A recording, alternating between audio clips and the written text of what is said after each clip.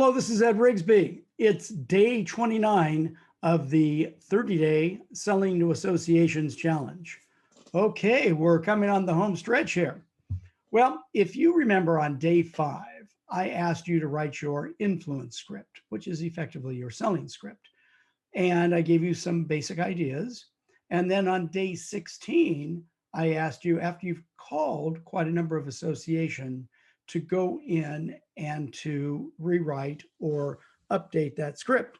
Today, I want to talk to you a little bit about your script, and I want to talk to you about buying motives also. So let's take a look here. So in the idea of your influence script, number 1, you've got to get to the editor. Number 2, you've got to get the editor interested in your content, your articles. Number 3, you walk them through your website. Number 4, the doorknob or Columbo close. Number 5, connecting with the decision maker. Number 6, asking the decision maker about their speaker selection process. Number 7, sell the decision maker on the idea of having a follow-up conversation with you. So, when you get to the association editor, you're going to say, something like, "Hi, my name is Ed Rigsby.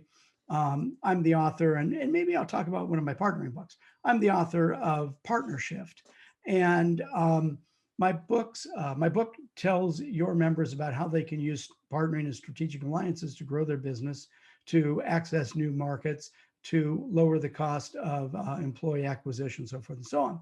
And wanted to find out, Mr. or Ms. Editor, are these some challenges that your members are having? And they usually say, yeah. I go, well, if you have a minute, I'd like to walk you through my website.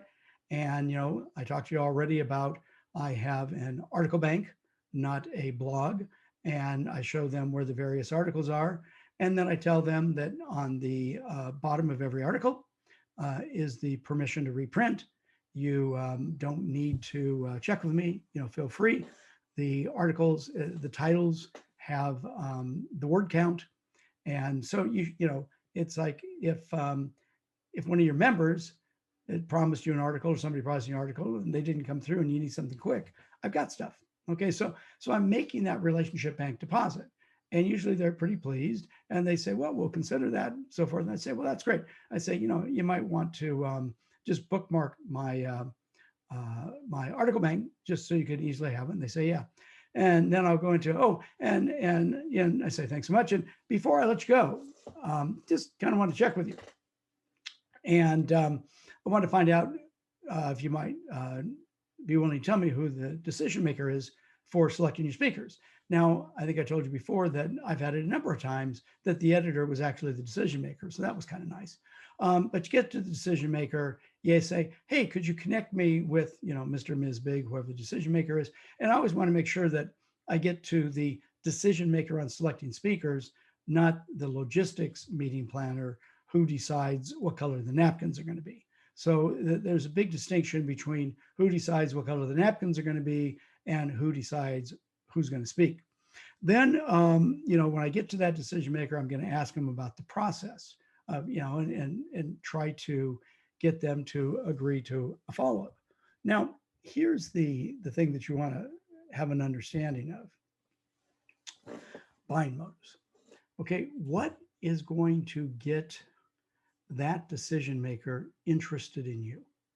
Now, you've got to start asking them questions that are going to lead to, are they interested in you as a speaker to help the association make money, to help their members make money? What are they looking for?